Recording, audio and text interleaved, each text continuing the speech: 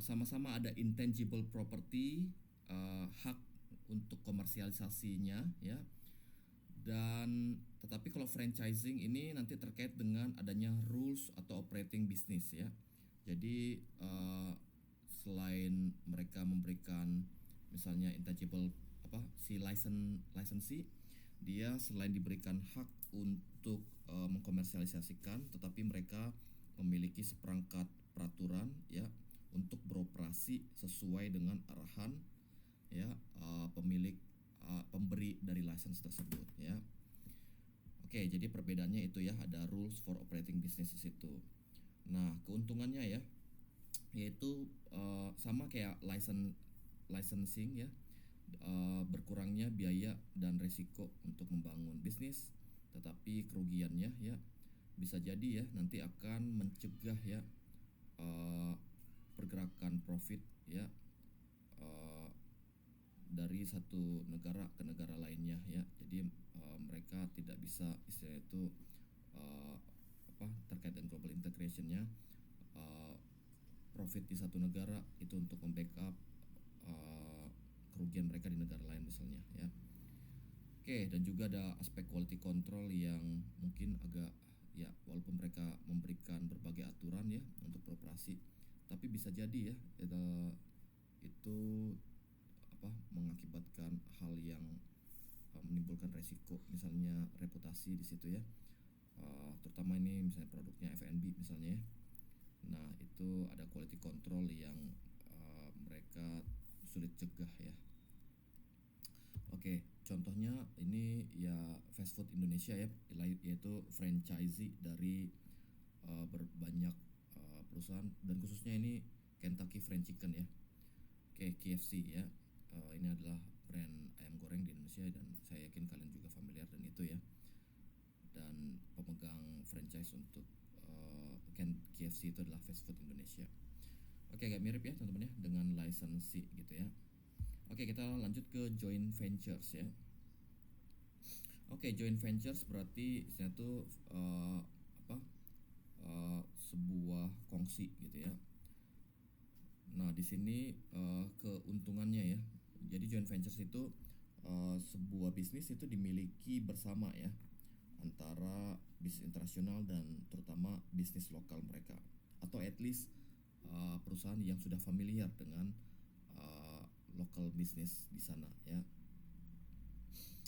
Oke, ya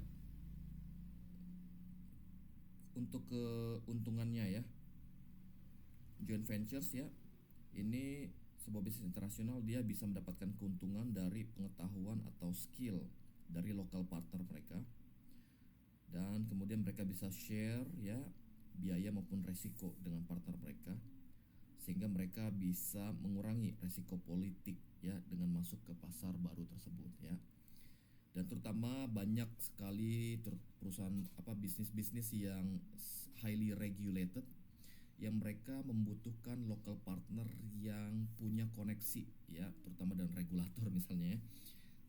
Ini contohnya misalnya perusahaan tambang ya teman-teman ya, perusahaan pertambangan atau perusahaan infrastruktur ya. Nah ini biasanya menggunakan modes joint venture ini ya. Kenapa? Karena tadi ya teman-teman ya, ada regulasi pemerintah ya yang nanti nyambung dengan political risk di sana ya. Oke, kerugiannya ya. Kerugiannya adalah mereka menanggung resiko ya, menanggung resiko akan kehilangan kontrol terhadap teknologi mereka yang nanti bisa dimiliki oleh mitra mereka ya.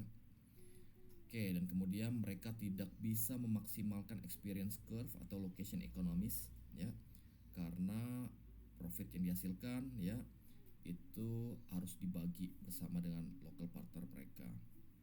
Dan sering sekali ya shared ownership ya, kepemilikan bersama ini nanti berakhir dengan konflik, dan ada banyak sekali contohnya ya teman-teman ya, baik itu perusahaan pertambangan ya, infrastruktur, kemudian retail juga ya. Kalau kita lihat di sini, kalau ini sih contoh yang mungkin so far masih berhasil ya teman-teman ya. Oke, ada yang tahu mungkin Chateraise ya, ini merek bisnis F&B yang sekarang lagi banyak ya di mall-mall di Indonesia. Oke, ini dari Jepang ya teman-teman ya, dan ini pemegang, sorry bukan pemegang ya, tapi joint venture-nya itu ya bersama dengan PT Gobel ya Indonesia ya. Dan Gobel ini memang sudah terkenal ya berpuluh tahun ya, dia menjadi mitra untuk banyak perusahaan Jepang ya. Oke, jadi agak unik memang cerita Gobel ini ya, yang dia memang awalnya itu adalah ya mungkin bisa dikatakan pionir dalam memperkenalkan teknologi televisi di Indonesia ya. Oke, jadi TV di Indonesia itu pertama kali diperkenalkan oleh Gobel ini setelah mereka bekerja sama dengan perusahaan dari Jepang ya.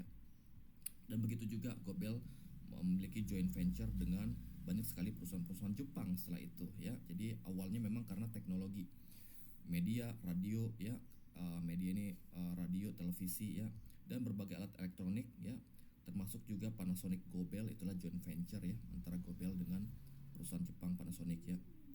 Dan termasuk juga ada SMB Kenza ya, SMB Gobel Indonesia, itu joint venture dia dengan SMB Kenza ya. Oke, jadi Gobel ini seperti apa mitra dagang ya di Indonesia yang disukai mungkin dan dikenal oleh pebisnis-pebisnis Jepang ya untuk menjadi joint venture mereka. Ya, jadi mungkin di sana tuh uh, trustable ya, mereka bisa dipercaya mungkin ya oleh para pengusaha Jepang ya untuk menjadi mitra dagang mereka di situ ya, joint venture mereka ya. Oke, dan memang nggak begitu banyak cerita negatif ya dalam proses joint venture antara Gobel dengan berbagai perusahaan Jepang, dan itu juga sebabnya kenapa semakin banyak ya kerjasama perusahaan Jepang dengan PT Gobel ini ya. Kembali ini terkait dengan trust ya. Oke, kita lihat juga ya, ini juga mungkin kalian familiar ya, SPBU BP ya, itu joint venture antara BP British Petroleum dengan PT AKR Corporindo ya. Oke, dia joint venture juga, dan salah satu yang produk yang paling kita kenal juga ya, Aqua ya. Oke, awalnya memang dimiliki oleh perusahaan Indonesia, tapi kemudian ada share yang diberikan ke Danone ya, perusahaan Prancis. Namun kalau nggak salah ini sudah fully acquired ya oleh Danone ya. Jadi bukan lagi joint venture sekarang.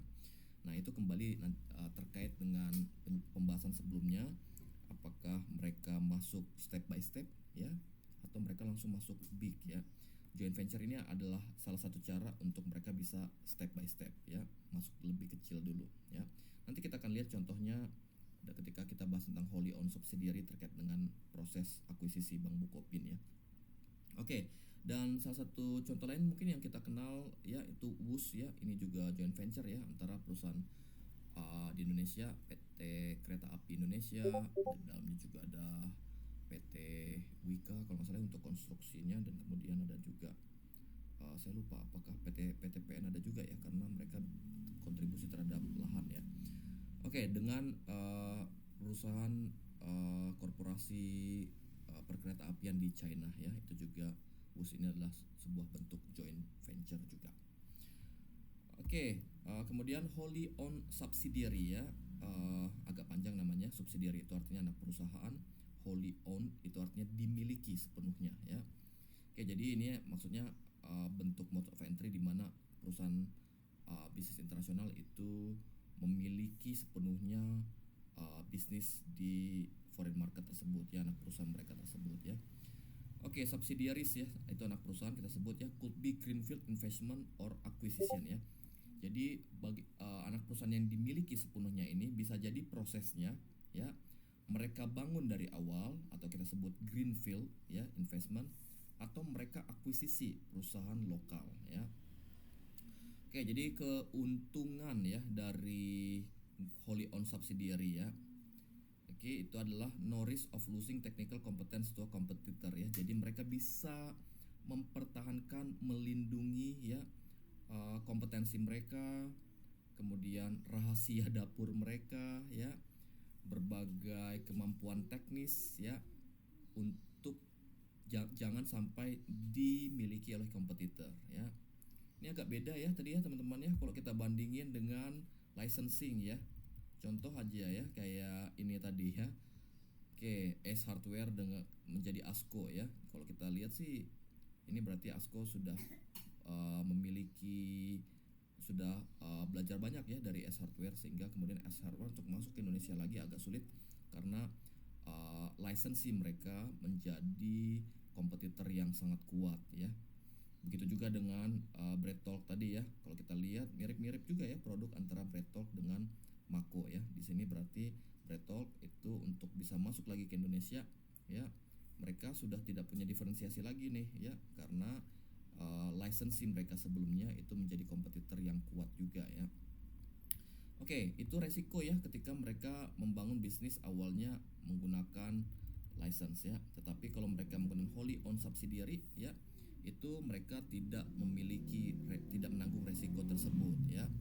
Dan kemudian mereka memiliki kontrol yang ketat terhadap operasi mereka ya. Mereka harus meningkatkan pemasaran sales ya, berapa persen tahun depan ya, atau mereka mau ya, jadi intinya karena mereka memegang berbagai fungsi dalam bisnis tersebut, maka mereka punya kontrol yang ketat tidak hanya dalam produksi tapi juga dalam pemasaran dan strategi-strategi baru ke depan.